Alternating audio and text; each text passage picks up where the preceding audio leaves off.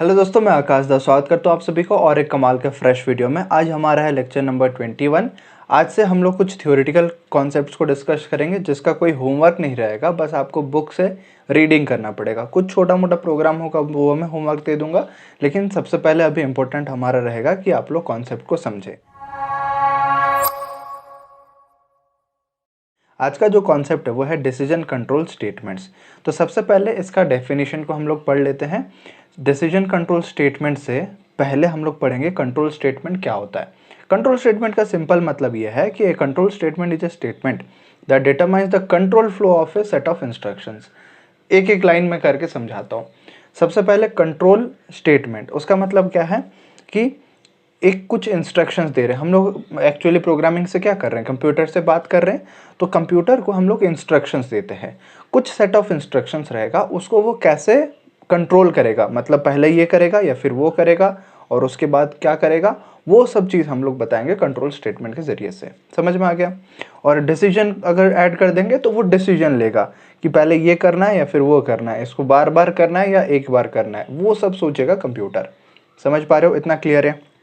That is, it decides the sequence in which the instructions in a program are to be executed। समझ में आ गया। मैं हिंदी में समझा दिया आपको कि वो किस सीक्वेंस में इंस्ट्रक्शंस को एग्जीक्यूट करेगा, पहले इसको करेगा फिर उसको करेगा फिर उसको करेगा, उसको हम बोलेंगे कंट्रोल स्टेटमेंट। समझ में आ गया।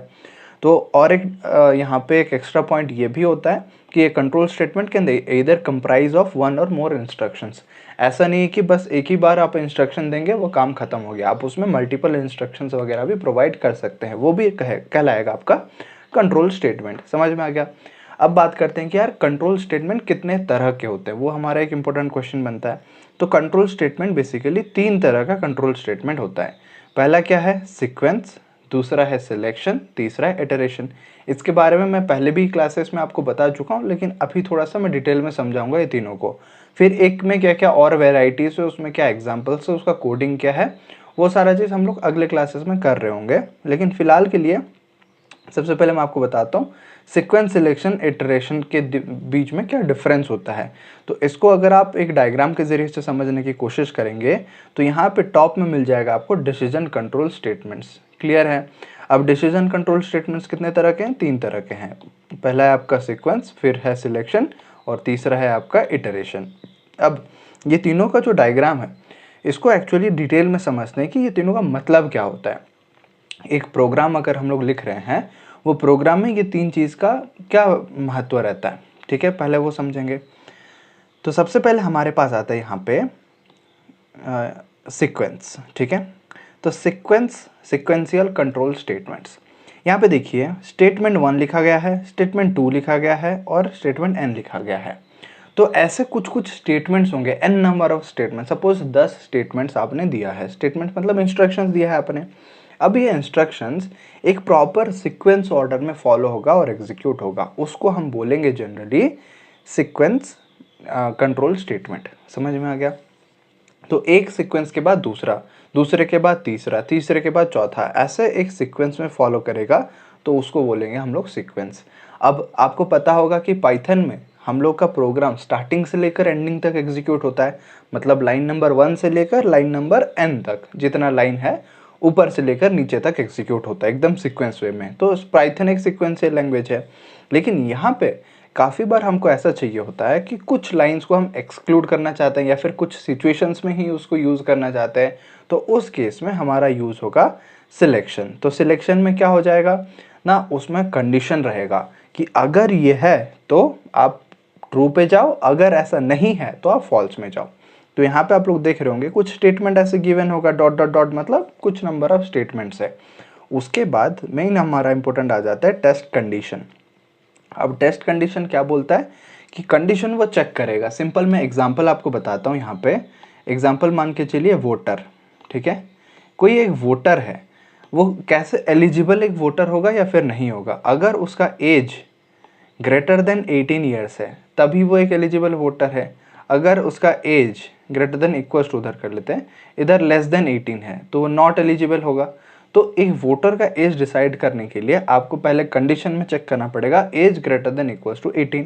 अगर ट्रू है तो इस तरफ आ जाएगा हमारा, ये तरफ आके आपका ट्रू एग्जीक्यूट होगा, येस प्रिंट हो जाएगा।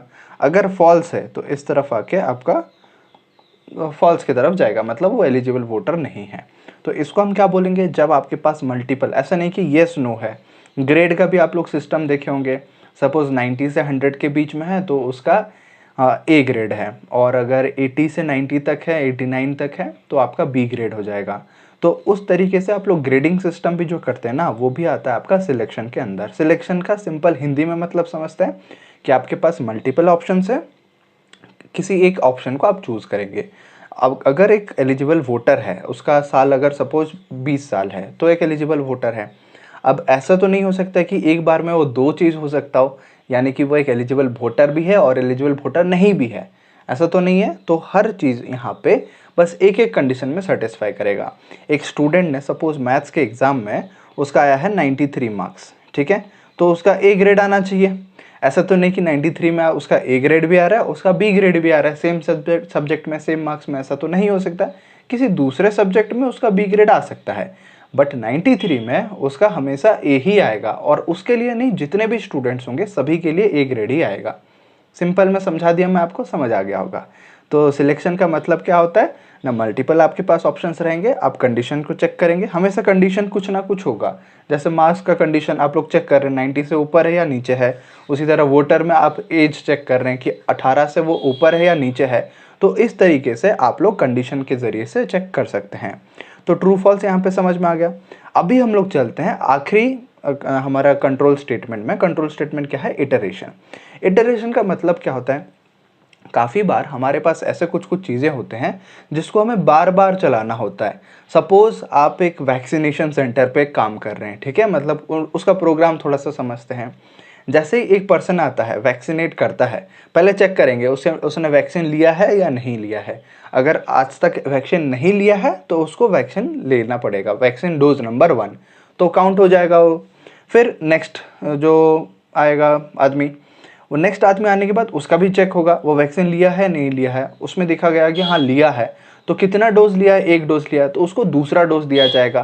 तो बार बार ये तब तक चलेगा जब तक आपका क्यू में सारे लोग हैं वो ख़त्म नहीं हो जाते। समझ में आ गया। इसका मतलब कि एक के बाद एक वो सेम चीज़ को रिपीटेशन में कर रहा है, वैक्सीन देना वैक्सीन देना वैक्सीन देना, तो ये लूप में चल रहा है। उसी तरीके से अगर आपको 1 से लेकर 100 तक नंबर्स प्रिंट करना है, उसका लॉजिक क्या होता है, आप 1 लिए, फिर 2 प्रिंट करेंगे, फिर 3 प्रिंट करेंगे, ऐसा तो नहीं होगा। लॉजिक समझिए, 1 से 2 कैसे बनता है, नंबर 1 है यहाँ पे, और नंबर 1 पे आप 1 जोड़ दीजिए तो 2 हो जाएगा। अभी 2 यहाँ पे है तो 2 पे 1 जोड़ दीजिए, 3 हो जाएगा। 3 पे 1 जोड़ दीजिए, आपका 4 हो जाएगा। तो इसी तरीके से 99 तक पहुँचेगा, 99 पे 1 जोड़ दीजिए, 100 हो जाएगा। तो इसको हम लोग क्या कहते हैं, दिस इज कॉल्ड इटरेशन। यहाँ पे लूप में चलता है। जब हम लूप की बात करेंगे ना, लूपिंग, तो तब हम लोग लूपिंग का क्या क्या वैरायटीज है, कितने पाइथन में लूप्स हैं, वो सारा चीज़ पढ़ेंगे। बस अभी यहाँ पे ये कंडीशन को समझने की कोशिश कीजिए। यहाँ पे ये बोला जा रहा है कि इटरेटिव कंट्रोल स्टेटमेंट में आपको क्या हो रहा है, स्टेटमेंट कुछ कुछ रहेगा ऐसे डॉट डॉट डॉट करके, उसके बाद कंडीशन रहेगा। यहाँ पे कंडीशन है तो कंडीशन चेक होगा, अगर ट्रू है तो आप इसको लूप में चलाते रहो। मतलब हम 100 पहुँच गए क्या, यहाँ पे 2 आएगा तो 2 को चेक करेगा, क्या 2 100 के बराबर है, मतलब पहुंच गया, नहीं पहुंचा। अगर नहीं पहुंचा तो फिर से उसको बढ़ा दो, ठीक है, उसमें +1 कर दो, फिर +1 करके कंडीशन जो काम कर रहा होगा, +1 करके 3 पे गए तो फिर कंडीशन चेक होगा, अच्छा अभी भी ट्रू है क्योंकि हमारा 100 के बराबर तो नहीं हुआ है, तो इसीलिए आगे चलेगा। ऐसे लूप चलते चलते जाएगा। जब 100 के बराबर हो जाएगा, 100 के बराबर हो जाएगा तो हम नॉट इक्वल टू वहाँ पे दिए होंगे कंडीशन, तो नॉट इक्वल टू में तो फॉल्स हो जाएगा, 100 नॉट इक्वल्स टू 100, ये तो फॉल्स होगा। बाकी केस में 2 नॉट इक्वल्स टू 100, ये तो ट्रू है। तो जब तक ट्रू है वो चलता रहेगा, जब फॉल्स आ गया तब वो बाहर आ जाएगा। अभी देखिए यहाँ पे मैं क्लीन करके फिर से बताता हूँ। अभी यहाँ पे इस जगह पे देखिए, इस जगह पे जैसे ही फॉल्स आता है वो लूप से बाहर आ गया। जब लूप से बाहर आ जाएगा तब आपको कोई टेंशन वाली बात नहीं है, आराम से वो प्रोग्राम आगे चलते रहेगा। समझ में आ गया। तो बस यही 3 चीज़ होता है। अगर मैं आपको समरी के ज़रिए से फिर से बताऊं तो 3 तरह का कंट्रोल स्टेटमेंट्स होता है, डिसीजन कंट्रोल स्टेटमेंट्स। पहला है सिक्वेंशियल, दूसरा है सिलेक्शन, तीसरा है इटरेशन। सिक्वेंशियल में एक के बाद एक ऐसे सीक्वेंस में चलता रहेगा आपका एग्जीक्यूशन। सिलेक्शन में क्या होता है, आपके पास मल्टीपल ऑप्शंस रहेंगे, आपको चूज़ करना होगा ये करना है या वो करना है या वो करना है। फिर इटरेशन पे किसी सेम चीज़ को अगर आपको बार बार घुमाना है, बार बार एग्जीक्यूट करना है, तो बेकार में हम लोग क्यों प्रोग्राम लिखेंगे उसके लिए। एक बार लिखो कंडीशन, वो बार बार घूमता रहेगा, जब फॉल्स हो जाएगा तो बाहर आ जाएगा। इसका प्रोग्राम भी मैं करके आने वाले क्लासेस में दिखाऊंगा।